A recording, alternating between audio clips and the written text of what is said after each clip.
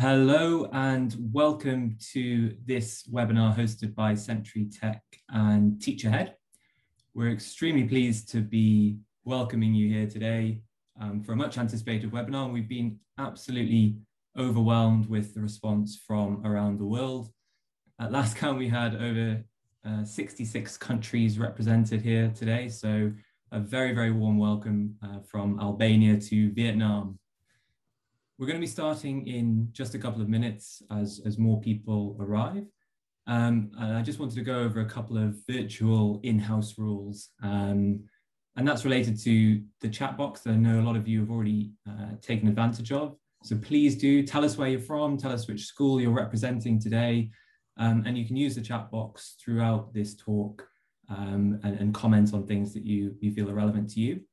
You'll notice that there is also a Q&A box. And at the end of the session, myself and Tom will be taking questions on things that we've discussed. So if you have specific questions that you would like answered by either of us, please use the Q&A box to ask your questions, and we will do our best to answer them at 10 minutes towards the end. One more thing to mention, this is part of an ongoing series around assessments. I know a lot of you have tuned into other webinars and shows that we've done on the role of assessment and the future of assessment. We've got an awful lot to cover in an hour, and there's no way we're going to be able to delve into detail on specific things, but hopefully we're going to shape the conversation for further webinars that we'll be hosting. Specifically, we're doing another one with Tom Sherrington in April, on April the 22nd, at a more UK-friendly time. So that'll be at 3:45 p.m. We will begin marketing that next week. So do keep your eyes peeled for that. And also know that this session will be recorded and shared with anyone who has registered as an attendee. So if you're in Hong Kong or Beijing and it's quite late for you, or if you're tuning in from New York City and it's very early for you, please remember that we will record this for you to share with colleagues later.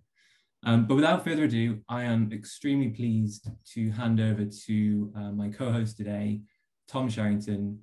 Tom, over to you. Wow, thank you so much, Charles. I'm absolutely blown away by the reach of this event. I don't think I've ever been involved in anything like it. So I'm just sort of transfixed by the people's chats saying where they're all from. So it just shows you that assessment, you put up an event on LinkedIn and Twitter saying we're going to talk about assessment.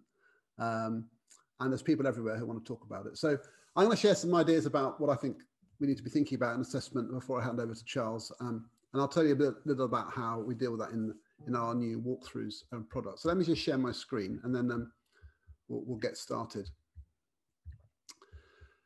So Charles, are we good to go? Are you seeing that? Giving the thumbs up there? Yeah, excellent. Okay, so Charles and I chatted about some common ground around assessment. He's been working with Century, obviously, and I've been developing a toolkit called Walkthroughs, which is a kind of a set of visual guides to a number of ranges of practices in schools. And assessment really weaves its way through that. And I wanted to share you some thoughts about that, to think about the sorts of things that teachers need. Fundamentally, we need to think about the purpose of assessment and what's it for. And to me, assessment is a way that we generate information about how well children are doing so that we can then do something about it, basically. And there is a reporting aspect. I mean, parents and people who run schools do have a right to know what's happening. And of course, we do need to report what's going on, but it's not the primary function of assessment. And I think we need to be really clear about that. And in fact, when we make reporting the primary function of assessment, we tend to distort the nature of the assessments that we do, and they're less useful. And my sort of slightly, provocative view of that is that you could probably delete every report that's ever sent home to parents, and it wouldn't make any difference to the children because it doesn't really get into the business of how we improve their learning. And I think if I thought I'd write this down in case I don't manage to communicate this by the end of this talk, but essentially this is what I'm saying, that we want students to maximize their learning. And of course we need to define that in a broad way. Learning means all kinds of things to lots of in different contexts. But the assessment information needs to tell them how they are doing in ways that they understand. So assessment for information primarily needs to be for the students because they're the ones that need to do the thinking, perform the tasks, deepen their learning. It also needs to help them to do something with that information. So this is how well you're doing. So, and now here's something you can do about that to improve. So it needs to have assessment information needs to have some sort of actionability. It's not just sort of telling you where you are. It's got to be a so that. It's also going to help teachers to support students to do both of those things.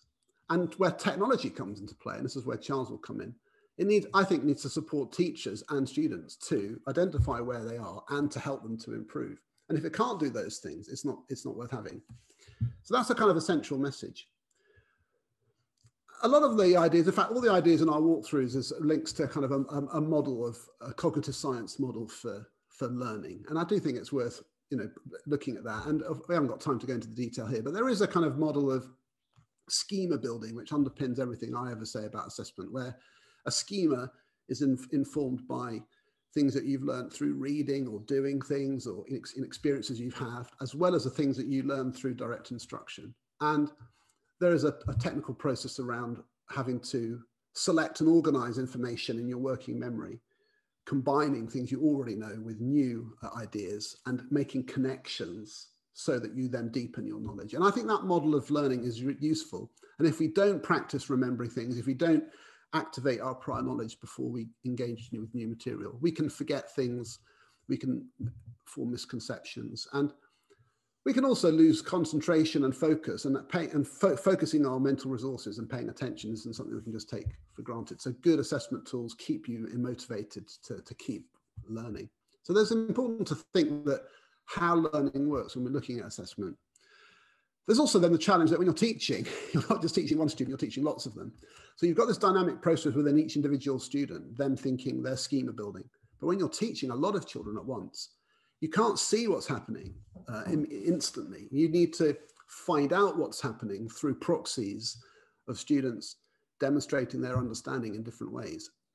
But they also themselves need to demonstrate it to themselves for them to know what they've understood. Now, in assessment, we have all sorts of issues, and I feel as a sort of training issue in schools, for one reason or another, I do feel like it's something which is poorly understood. This whole question, how do we understand assessment?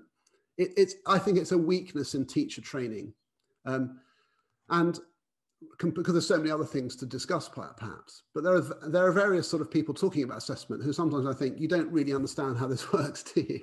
One of my favorite ones is whenever a teacher complains that the grade boundaries have moved between one national exam and from one year to the next, I always think, that's a bit of a clue that you're not really sure how this works, are you? Because of course the grade boundaries shift, because that's how we make sure that standards are kept the same.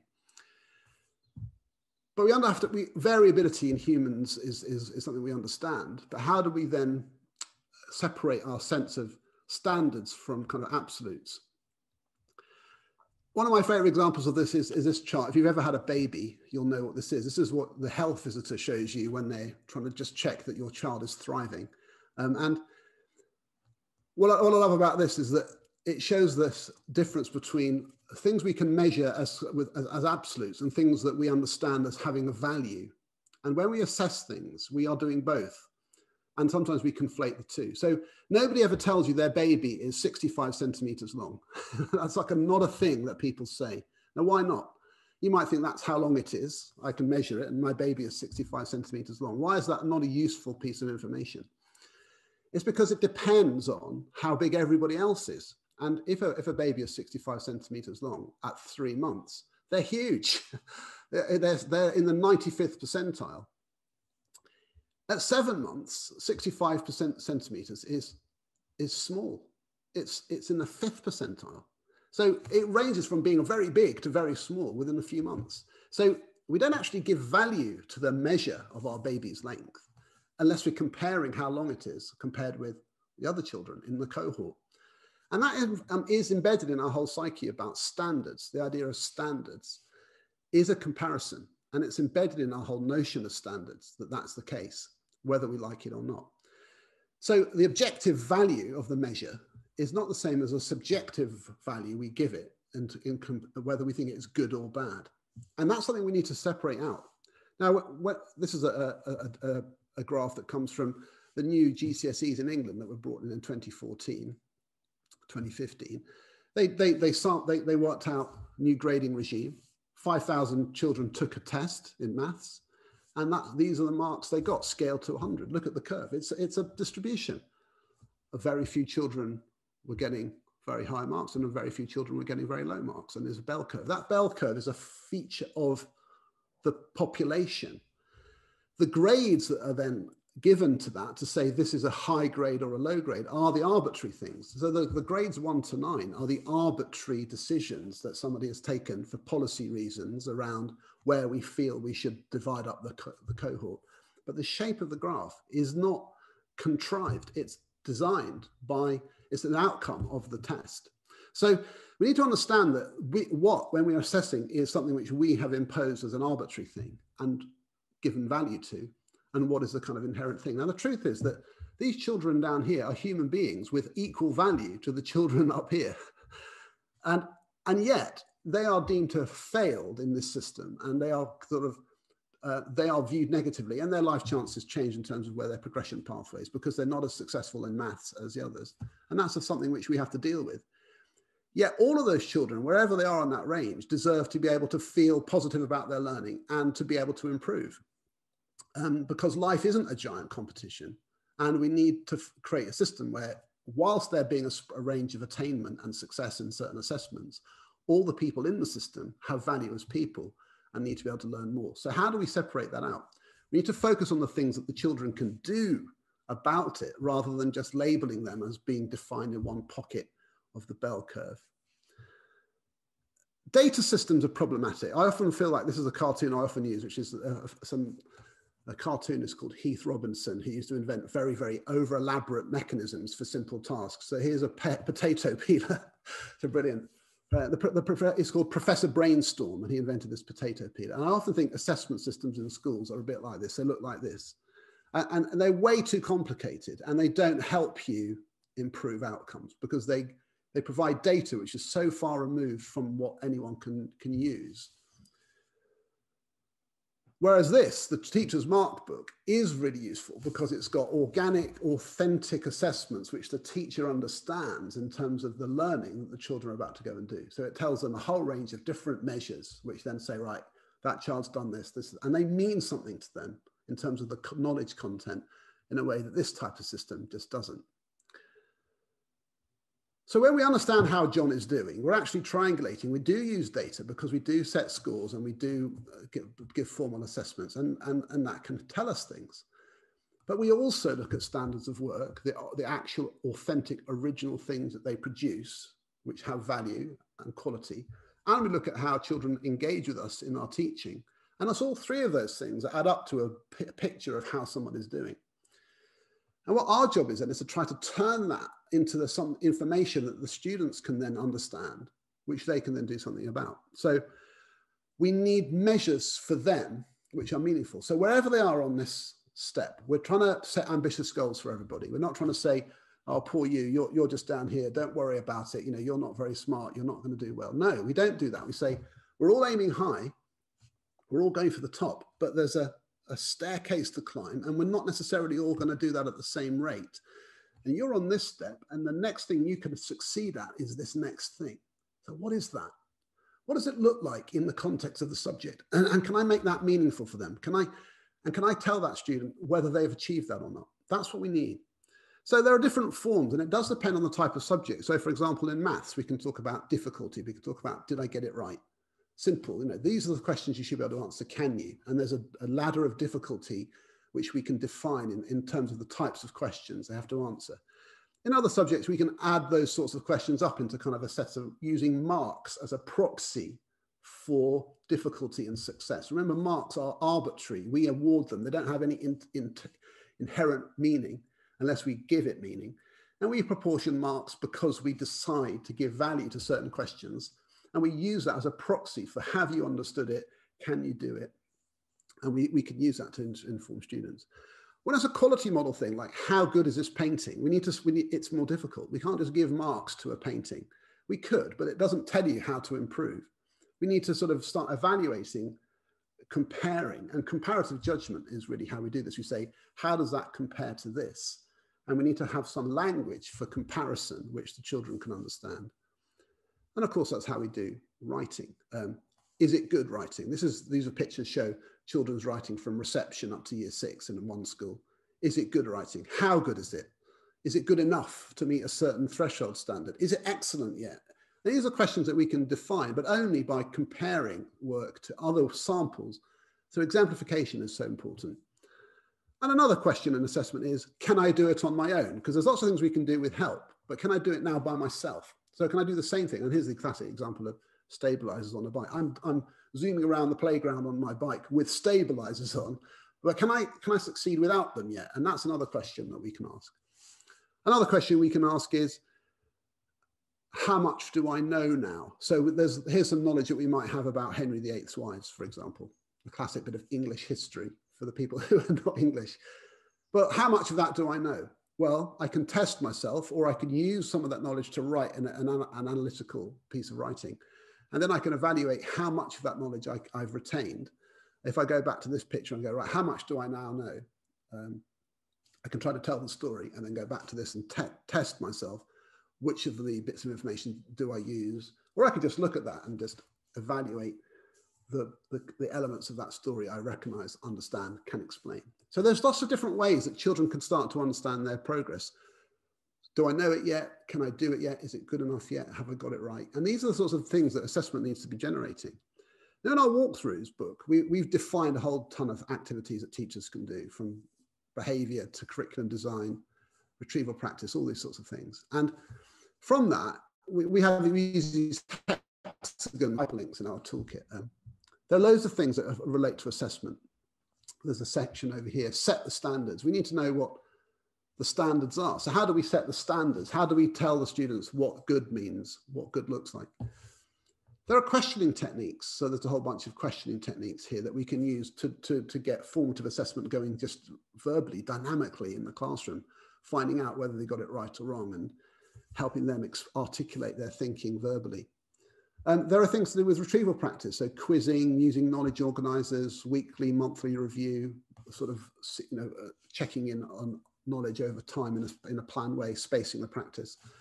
Rehearsal and performance, where you've got something like, it's not always about knowledge tests. They can be doing things. Can I do it well? Can I perform the task well? Which is not something you can do on a computer, it's something you have to see. And then forms of feedback. So how do I give feedback, whole class feedback? And there are lots of different aspects of assessment, which is why we didn't have a separate assessment section in our structure. If you go back to those chapters, there's no assessment chapter, because assessment is woven in through everything. And that's so important. The set the standards walkthrough starts asking the question, what does excellence look like? And this relates to some of the work like Ron Berger's work on an ethic of excellence. Can we show children what excellence looks like? We need to deconstruct exemplars. We need to show them what success criteria might be. And then often contrasting exemplars is how we really find out what standards are. So here's some examples of some excellent work that are products I can take a photograph of. And we might say those are excellent for different age groups. And we could discuss why. But it's much easier to describe why if there's one next to it which isn't quite as good, and you can say this is better than that. Can you see the reason? In writing, we do the same. So we have exemplars of excellent writing. Here's an exemplar of some writing, and I can start to deconstruct that. This actually comes from the moderation materials that in English schools are used at the end of the primary phase, which are national assessments. And not everybody approves of this, but the materials are quite useful because they show you exemplar writing, and they give you a commentary about why it's good. So this is actually at the higher end. And this is a girl's writing where she goes, slowly, Ewan peeped through the crack in his door, all was black. And we can deconstruct that to say, we consider that to be effective writing because it's got a kind of adverbial opener, creates a kind of slowly what? It hooks you in. What's going to happen next? That's how language works. All was black, a short, punchy sentence. And we can show children that's something which constitutes good writing. And then we can try to show them how to emulate that.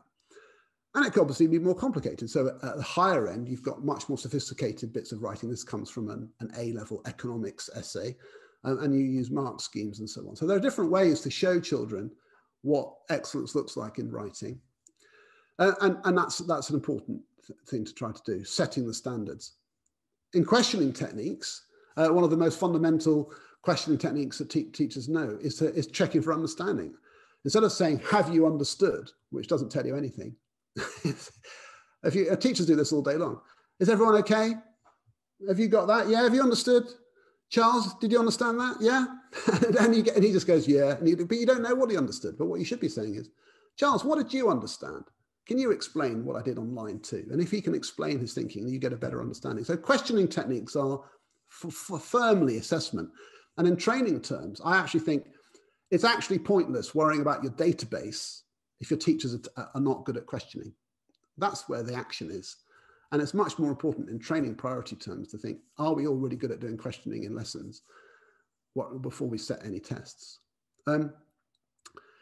Feedback that moves forward is an important area for us. And it's important to think about the ways that you can do that. So if children are going to improve, they have to have an opportunity to do something again. There's no point doing a giant review of something when it's finished and there's no chance to improve it. So often this happens with essays. Children write long essays, get loads of comments on it, but they're never going to do it again.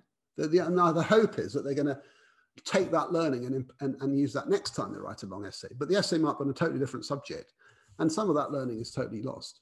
So redrafting is such an important idea because you craft something that you're doing better and better in itself. And we also have to worry about the messages children get. Motivation is key. The research around feedback is that sometimes feedback makes things worse because it demotivates children. And some children need a firm push. If they don't get a firm enough push and they're just told, oh, well done, that's fantastic, when actually what they did was mediocre, it gives them the message that I don't have to try very hard and I get positive praise for it. And it means their expectations lower. So even feedback has to be constructed knowing the way the student responds.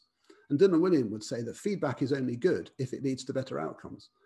If you gave feedback which you thought you'd constructed beautifully, but the child didn't respond well to it, well, it wasn't good feedback because they didn't respond well to it. So we have to be hard on ourselves in that way.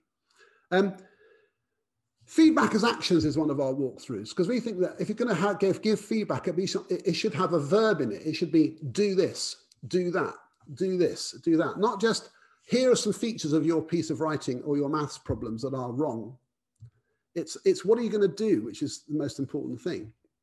So, for example, just to give you a flavor, one of them is to rehearse or repeat things. One of the feedback things is to just do it again. So there are lots of things you can rehearse. You can rehearse phrases in language. You can get better at describing things in a more fluent way. You can practice using certain adjectives. You can practice things in maths. You can get better at number bonds and doubling and halving and timesing by 10 by practicing. And that is good feedback. Don't learn any more. Just do the stuff you know already, but more fluently. You can explain things better. How well can you explain why ice and water and water vapor and water and steam are kind of connected to the particle model? How well can you explain it? Well, I can explain it to a degree, but there's no tick box. I can't tick a box where it says, I can explain the particle behavior of water. That's a meaningless thing. For me, anything which has can-do statements in it is nonsense assessment because you can always look at the follow-up question is, well, how well can you explain it? And it depends on the context. So I always feel like can-do statements are a sort of dead end, a dud form of assessment, and schools have got bogged down into tick listing. Can explain, but you can never really answer that question because it depends on the context and the difficulty and the complexity. How well can you tell the story? Can I tell the story of the water cycle? Well, to different levels, and I need to know the sorts of things that is expected. Can I use all those words to describe the water cycle? It might be a harder question. Or can I use all those words without them being prompted to me is another level of difficulty. So practicing explaining is a thing that you can rehearse and repeat. And last couple of examples, doing more questions, just simply knowing what to give students to action. And this is where the technology will really kick in. You know, if a student is doing some worked examples with you, eventually you start to backward fade and say, right, now finish it off. And then can they do it totally independently? sometimes you need to go backwards because they're struggling. You're trying to do adding fractions, but you realize they can't add fractions. So that you need to say, well, do you know what equivalent fractions are? And a good teacher will responsively go back to the more basic concept. And any technology assessment system needs to do that. It needs to be prepared to say, hang on, you're not getting this. Let's go back and do some basics. And that's what teachers need to be able to do. Or push on, you know, like those questions here. Those questions are easy for you. Now do some harder ones. And knowing what that looks like, but keep practicing. Or with writing, here's the writing example. How do I write like Frankie? Well, try this, you know, have a go at doing some sentences like she used. And then again, we can backward fade from there and so do less and less guided support.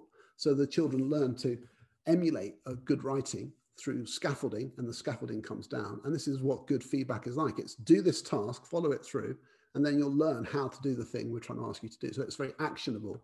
It's not just try to be a bit more creative in your writing, which isn't very helpful. It's follow this procedure and this will help you to improve. And that goes right up to more extended bits of writing, like an essay, which is a history essay. How do I write an essay like that? Well, it has to be scaffolded, it has to be modeled. And then we have to give children chances to improve it and craft it and get better at doing it. And that's what the feedback should say. And last of all, knowing more. So relearn the material. You've got your knowledge organizer, you've got your quizzing techniques, which are some of the walkthroughs here. Well, how much of this stuff do I know?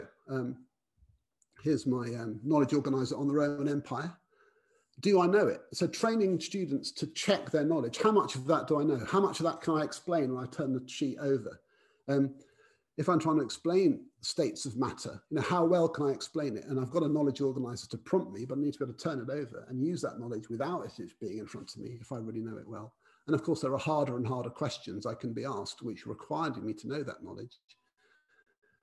So feedback as actions is a really important idea. It has to be something students can do. And that's one of the tools that we have in our toolkit. So there we go.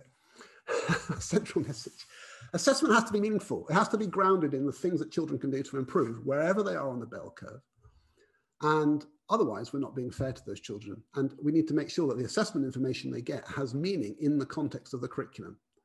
Improving their writing, doing harder maths, explaining better science, understanding history. And the information we give them needs to have an actionability or else it's no use to them. So there we go. Charles, I think I finished. I'm going to hand over to you now.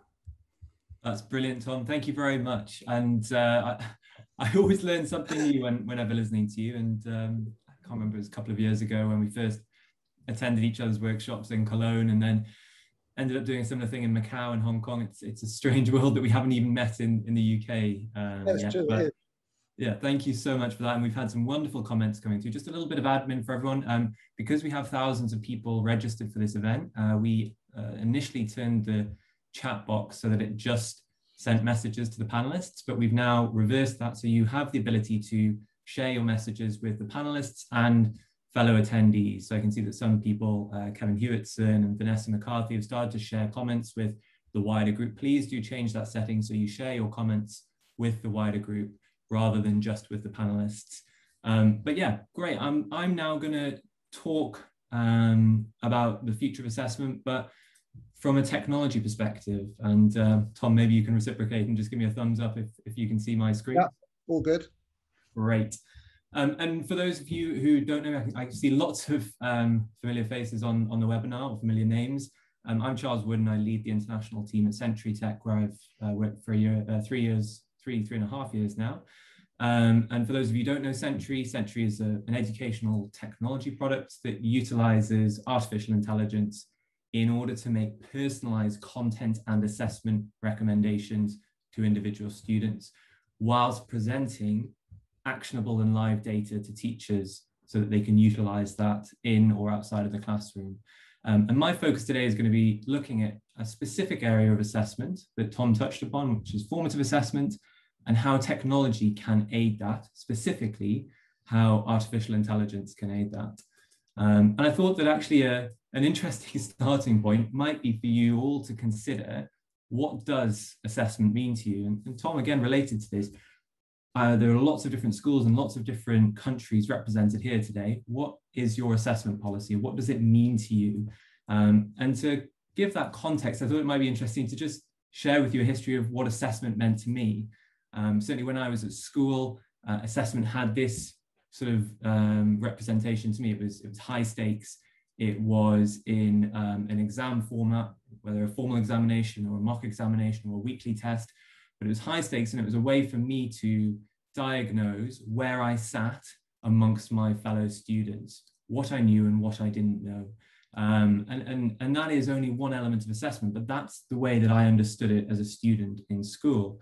And Tom alluded to this with an image on his slides, but I've got a similar analogy which has been banded around a lot on social media, and sort of giving a nod to the idea that summative assessment, one of the arguments against summative assessment is that it does assess everyone from the same paper, if you like, on a single point or a single time in which they can recall information. And there are lots of debates, and we're not going to go down this rabbit hole today. It's certainly one that we can do another time, but just to give it a nod that is a huge debate of where does summative assessment fit into this overall ecosystem, especially now when there is so much uncertainty with GCSEs and A-levels, both in the UK and of course in different jurisdictions around the world. As I move through education into tertiary education and higher education, I think assessment took on a slightly different form for me, and that was often in project-based learning with small groups. And actually I was taking more ownership over assessment. I was more involved, and it was lower stakes because I was working and collaborating with peers, and that was a lower barrier to entry. It wasn't just considered high stakes in an examinations hall. Of course, that element still existed, and I certainly remember at law school having to recall case names and dates and being terrible at that because I didn't understand how my long-term memory functioned. Now, working in technology and specifically educational technology, I think I often associate assessment with a piece of technology like a machine or a tablet or a device in order to capture that information, capture it in a more effective and efficient way. And that's really going to be what I'm focusing on in this section. But if we think of assessment overall, and we can break it down into two, I guess, broad streams of summative and formative. And I really like this analogy by Robert Stake on the difference between the two. And that is that when the cook tastes the soup, that's formative. But when the guest tastes the soup, that's summative. I think this, obviously a reductive example, but a really useful analogy for us to think about the two swim lanes of assessment, if you like. And that can relate to different people. So often when we're thinking of formative assessment, we think of that teacher using formative assessment for learning. So teachers delivering quizzes or tests throughout the curricula, throughout the school period, and understanding where gaps in knowledge lie, where misconceptions lie, and using that data as part of learning, just as the chef would use a tasting of the soup to understand whether more salt was needed or less pepper was needed. And that's what we traditionally know as formative assessment, whereas summative assessment is, of course, the end product, and someone assessing a piece of work to see how much of that they've understood at that particular point in time, how much information can they recall. And actually the difference here is really important. It's the reason behind it. The reason for the cook tasting the soup is to inform and change and tweak the way that they do things to improve the outcome. Whereas for the guests or the end user, tasting that soup is a summative approach. It's to evaluate what that end product is, and no feedback from that will impact in the short term. So I think that's traditionally what we view between the two differences. And here our guest might not be too happy with the soup as it's got a fly in it. My question is, and again, something that Tom touched on, is can we change that perception of who is tasting the soup at a formative level? And actually, instead of having the teacher using formative assessment, can we have the student as the person tasting and understanding that element at formative assessment? And this is really the crux of my argument, including students in that process and giving them ownership over their own learning. And it's obviously really important to think about what backs this up in terms of research and studies. And these are two very well-researched areas when looking at the testing effect. I'm sure all of you will be familiar with this particular bit of research done where it looked at two study groups. One group studied information, and then they restudied information. The second group studied some information, and then they were tested on how much of that they understood. And what the testing effect shows us is that over time, students who had that combination of study followed by test were in the long term able to recall more of that information. And that's known as the backward testing effect. Another area which maybe is less well known is the forward testing effect. And again, there has been lots of research on this.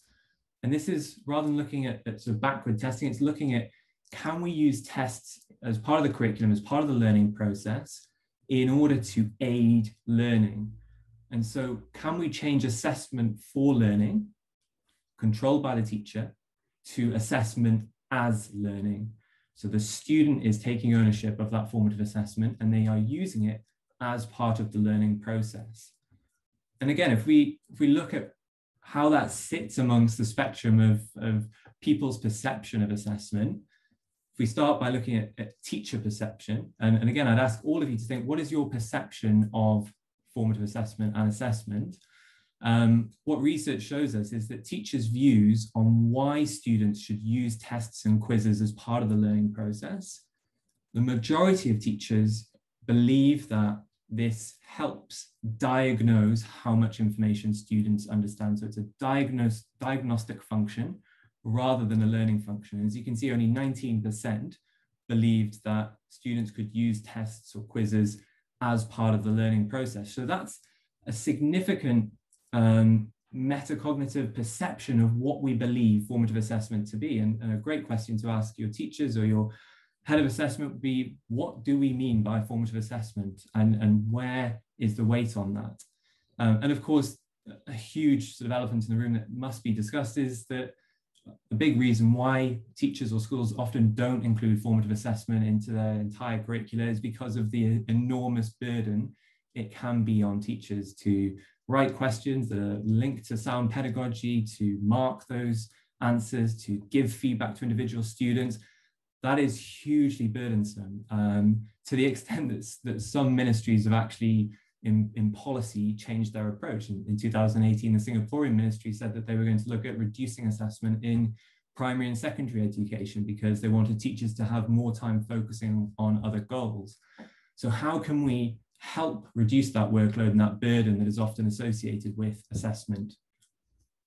Then looking at student perception of assessment, and at the turn of the century, there were lots and lots of studies done on the testing effect and retrieval practice, and linked to a number of those studies was a questionnaire that was given to all the participants, the students in this case.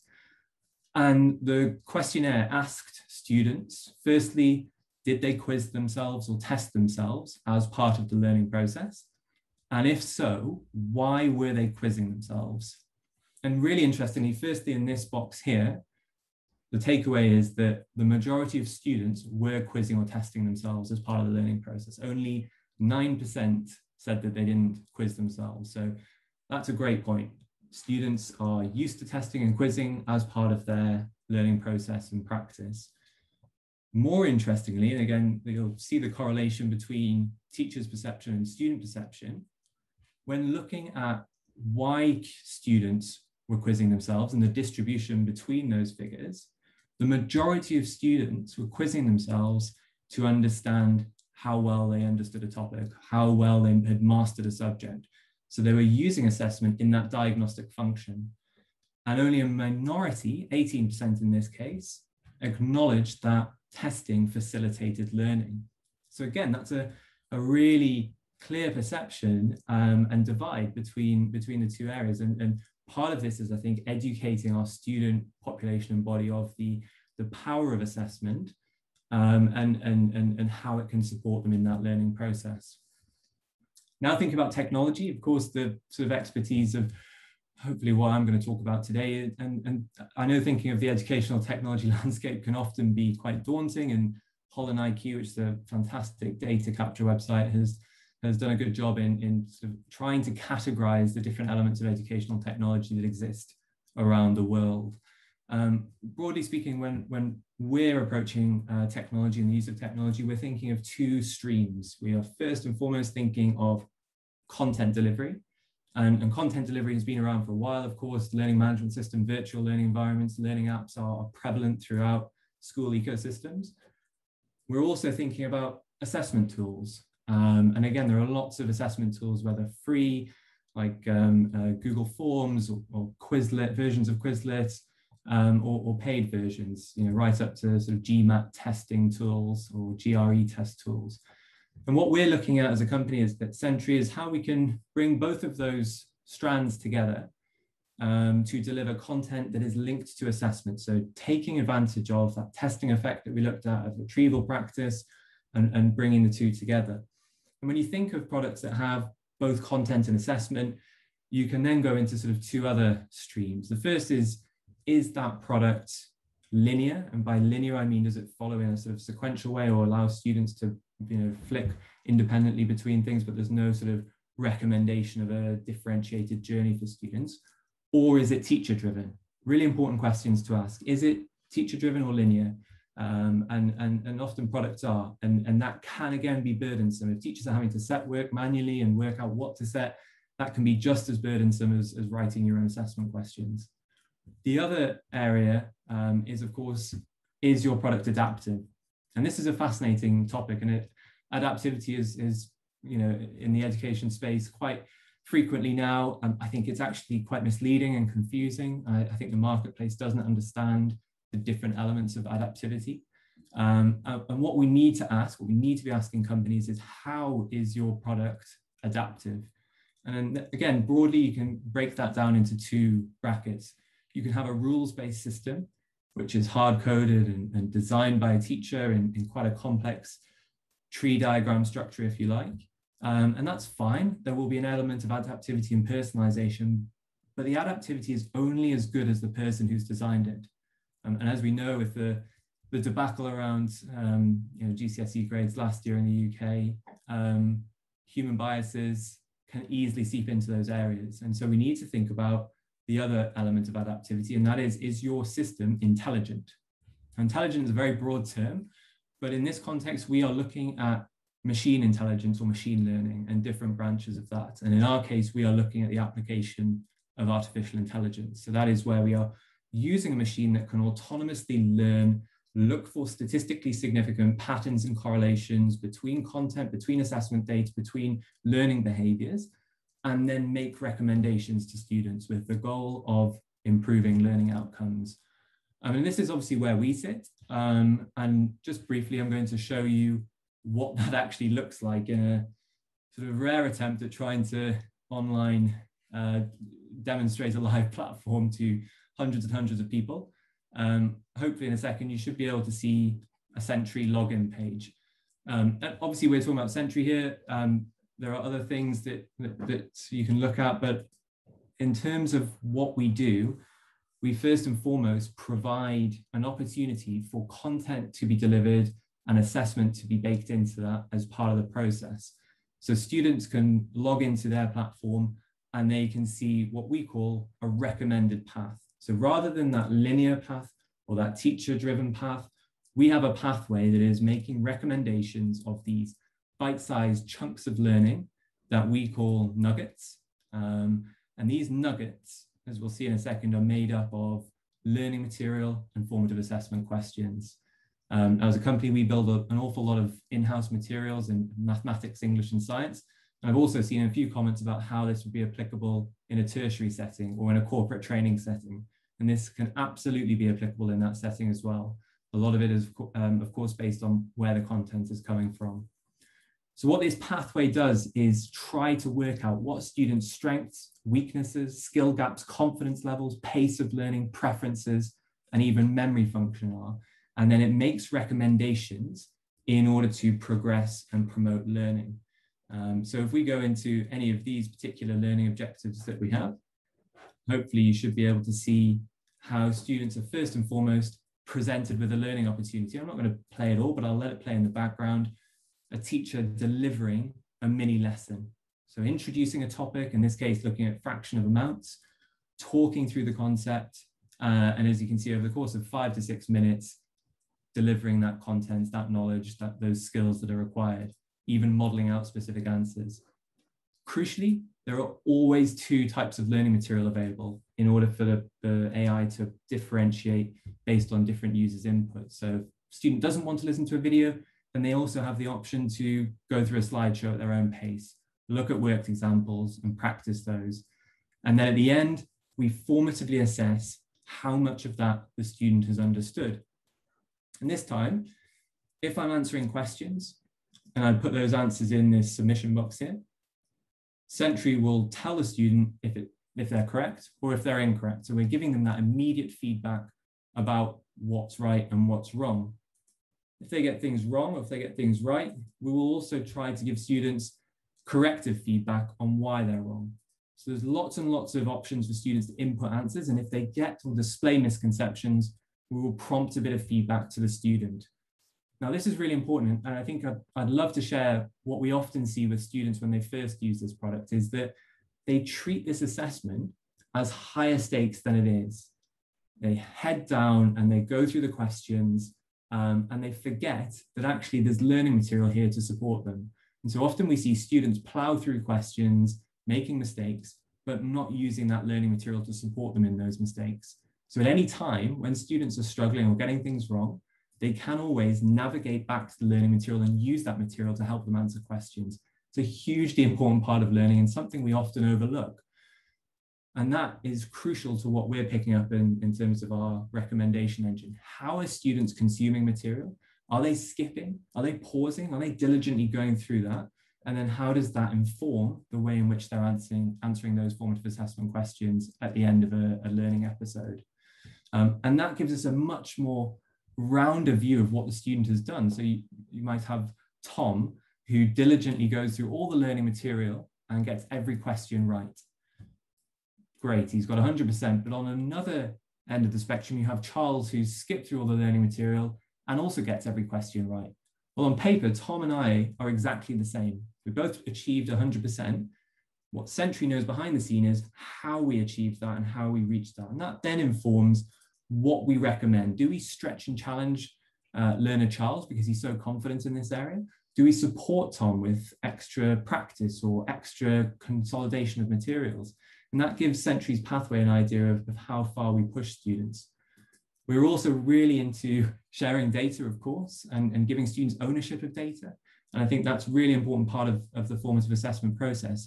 Can we clearly show students what they're good at, which areas they're struggling in, but also how and why they're struggling? Here, I can see that I haven't completed that learning episode. My little blue circle around the nugget is not complete, and my score is 11%. Well, am I surprised at that? I didn't learn all of the material, and my score is low. There's obviously a natural correlation between the two there. And so what we're doing is trying to show learners that they can overcome that, but also that they can have an overview of all of their learning material and what the next steps are. So what is this child's relative and most recent strengths, relative and most recent areas for improvement? And then what can they do next to either stretch and challenge themselves or focus on those areas for improvement? So we're empowering the learners to take agency in what they need to do. That obviously then transcends to a teacher side of the platform. We think that Sentry and other learning tools should be used in an augmentative way with good teaching practice, and it should also enhance good teaching practice. And that can be from a very simple data capture model where we're looking at relative performance of students against each other in specific subject areas. So here I have my high performance students who are putting in a large amount of study time and getting a high average score. And I have my students who perhaps need a stretch and challenge. They are racing through the learning material quite quickly, but getting a high average score. I also have my need more effort students who are racing through learning material and getting a low average score. And then finally, the support students who are putting in a huge amount of study time, but ultimately getting quite a low average score. So what can I do? How can I utilize my time to focus in on this student who really needs my support at this given time? And then Tom touched upon different data capture models. What we're trying to do is automate that to find more efficiencies within teaching practice. So teachers are immediately able to see exactly where groups of students are struggling with what areas, where students are more confident, and all this data populates into the mark book. But interestingly, teachers can then delve into any of these particular learning episodes to see what happened, what went on. And this is a really interesting example here, something we often see, a regression of information. Georgina has clearly understood this and spent a huge amount of time consuming the learning material on one particular date. But then if we look nearly 3 months later, she's forgotten most of that, but she's also not relied upon the learning material as part of that recall. So simple things like this, just giving teachers insight into their students' learning and the behaviors that they're displaying, and having that in a centralized place rather than scattered between YouTube and Khan Academy and all the other tools we're using. This is really powerful to just have those one-to-one discussions with individuals. And finally, possibly most related to what we're talking about today, and using assessment in that quite agile and in-class manner, we obviously have question level analysis graphs, which allow any of our teachers and organizations to drill down into specific learning objectives, in this case, kinetic energy, and understand why the score is so low. So here, 5 of our students have completed this, the score is pretty low. But when we look at the question level analysis, we can see that the majority of students got questions 1, 2, and 3 right. So that's looking at the knowledge of what kinetic energy is. By question 4, students are really dropping off and getting more of those questions wrong. And interestingly, in this example, all of those questions relate to the mathematical elements of kinetic energy.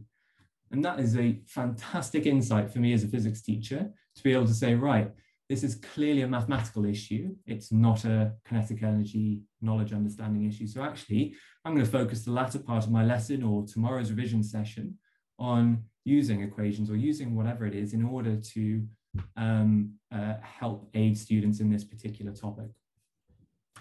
So that's what we're doing. And hopefully that's sort of summarized a little bit in terms of what we're capturing, how we're presenting that in different ways for different stakeholders across the school. We now have just under 10 minutes. I'm sorry for going over a little bit, but we have just under 10 minutes for any questions to be answered. And Tom, I don't know if you identified a question that you wanted to answer first or go over first, but I'm happy to also search for a good question. There are so many questions, it's hard to know where to begin, to be honest.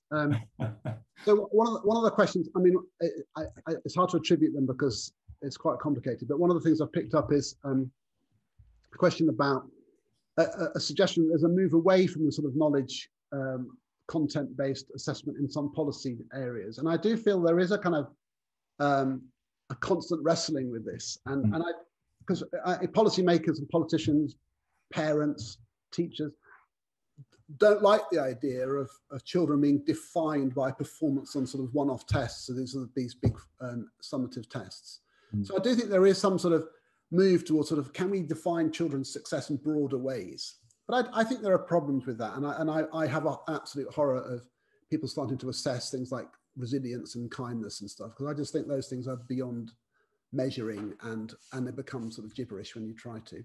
But we do need to remember that just because you know something doesn't mean it makes you a better person, and there are things. And then another assessment question was, what about things like that you might define as skills? You know, if I'm going to do a dance, I can't do a dance on a Century platform, and it's something, of course you can't. So there are things which I think a platform like yours lends itself more to, where there are atomized bits of information which can be tested through a question, which you can then do, but things which require a qualitative evaluation of some quality, and including writing. I mean, I think the software is being developed for looking at writing, but I don't think it's quite there yet to the point where teachers would rely on it in the way that I could rely on your platform as a science teacher. So I do think that, I think there is of course, there's, you know, the teacher's mark book I showed in mine is my favorite assessment tool, because the quality, that judgment you're making about how well a child has performed in that particular thing means something to you and them, and you're the one communicating it with them. Of course, if it has to compare with a national framework, then we have to have some common criteria for that. And we have to get into the concept of moderation. How do we compare standards between people? And something else I think someone alluded to is this idea of trust. I think the use of trust is misplaced in this debate, because Charles and I might trust Charles. I might think he's a fantastic teacher. I might think he's better at doing this than I am. But it doesn't mean we're going to agree on the quality of a piece of writing. In fact, both of us could be right in our assessment in our own terms. And there is no such thing as a correct mark for an essay, for example. It's one of those assessment quandaries. Different people will judge differently the standard of an essay, and that's totally inherent in the nature of that.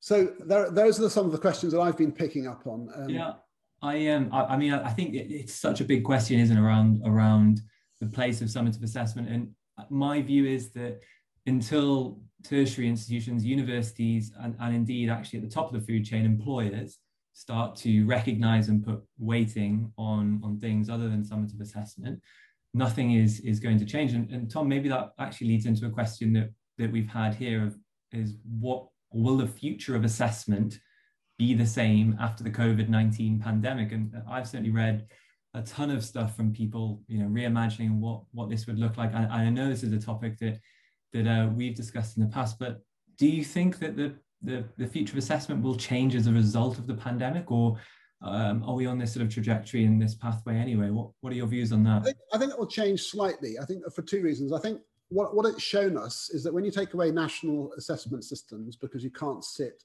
exams in the same conditions, you're left with a big question mark about what our common understanding of standards is.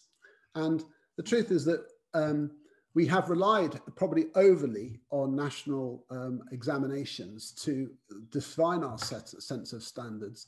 And we've not invested heavily in moderation processes so that teachers across the system nationally have the same understanding. And every country which uses like grade point average has this endless debate. I mean, it happens in the US all the time. Different schools and states are regarded as being more strict or lenient in their GPA. And when you hear someone's GPA, you sort of say, well, where is it from? And it isn't absolutely nailed down as a common standard because there aren't common tests. So I think actually, some people don't like to hear this, but I actually think that one of the things will be, we do need common tests because otherwise where are we with common standards? But at the same time, we've also learned that, guess what? Children don't all sort of, their lives don't fall apart when they don't have 3 weeks of incredibly hard exams. And maybe we've overcooked it. So my feeling is that what will happen is we'll slightly row back from everything in the final few weeks for national exams. There'll be slightly less content, slightly more emphasis on some other continual assessments that we do. And it will just be a kind of rebalancing. But I don't think it will be a radical shift. Yeah. If I can just say this, because it's a pitch for another agenda I'm involved in, which is to do with, in England, a national baccalaureate. And I do feel like when you teach something like the IB, which I have done in my career, you do have an assessment framework, which includes in it some exams, some portfolio assessment, some activities and things that you've just said I've completed, and some personal project aspect. And so you have a kind of rounded assessment overall through different modes, which adds up to something. And I think that's a useful idea, and I think we should have that in England, but that's slightly a different agenda. Yeah, I couldn't agree more. I'm only sorry we don't have time to delve into this, but possibly something for a future session between us. And one more thing, Tom, it's been sent to you. The question is, Tom, what are your thoughts on teaching children through tech via continual gamified assessment? It seems to be both successful and popular for adults, but still comparatively rather less common in schools. Where do you see things going? So we haven't really touched upon gamification elements, but I wonder if you could just. I think gamification as a name is problematic in the way it appeals to different people. But I feel like if you talk about it as adaptive testing, I think that's more likely to say it's the same thing really. No, you have levels, and the gamification is sort of basically, if you can do this, and it has a kind of exploratory aspect to it, which I think is good. It links to the cognitive load theory concept of goal-free problem solving, where you look to find things out rather than specifically answer individual questions. So I think it's got huge potential. I think you need to trust the system. So if someone asks a question about, who owns the platform, do you trust it? Anonymous people writing questions, there is a kind of ownership of the knowledge. But I think as a group of educators, if you learn a system can do something that you can't do, i.e. it can assess all these children in ways which are much more robust and dynamic and responsive. If there's a gamification aspect which keeps them going further and further to probe their schema through motivational cues, that's good too. And if it provides them information about the things they still can do and need to work on, and then that's all good, isn't it?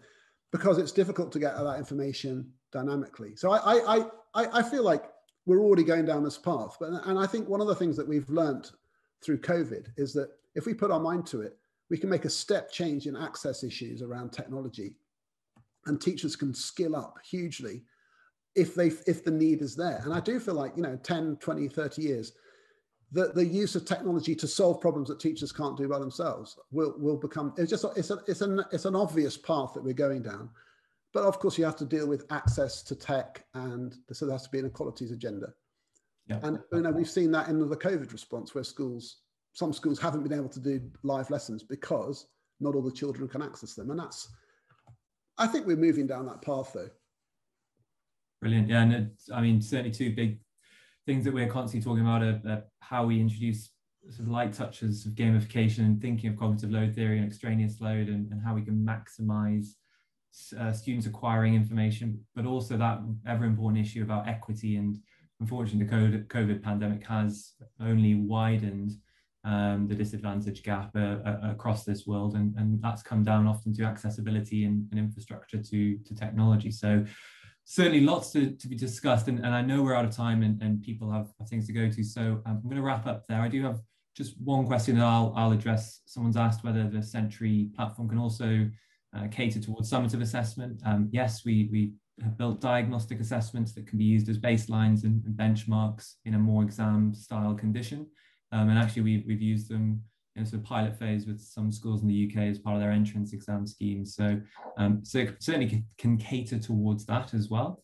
But we are out of time. And Tom, I would just like to say a huge thank you for sharing so much today. And I'm only sorry we haven't had more time to answer some of the questions. The engagement has been incredible from people. So thank you. And I just like to say, I mean, walkthroughs is just one of the things I'm working on, but it's an exciting process if you haven't got one of those, and this one has just come out. So I'm excited about this and the number of schools buying into it. But an assessment is one of the aspects of that. But yes, I'm so excited to be working with Sentry, and I'm looking forward to our webinar in April. Wonderful. Yeah, please look out for the registration link for next month's webinar. And thank you all very much for your time today, and have a great rest of the week. Thanks, everybody. Thank you. Bye-bye.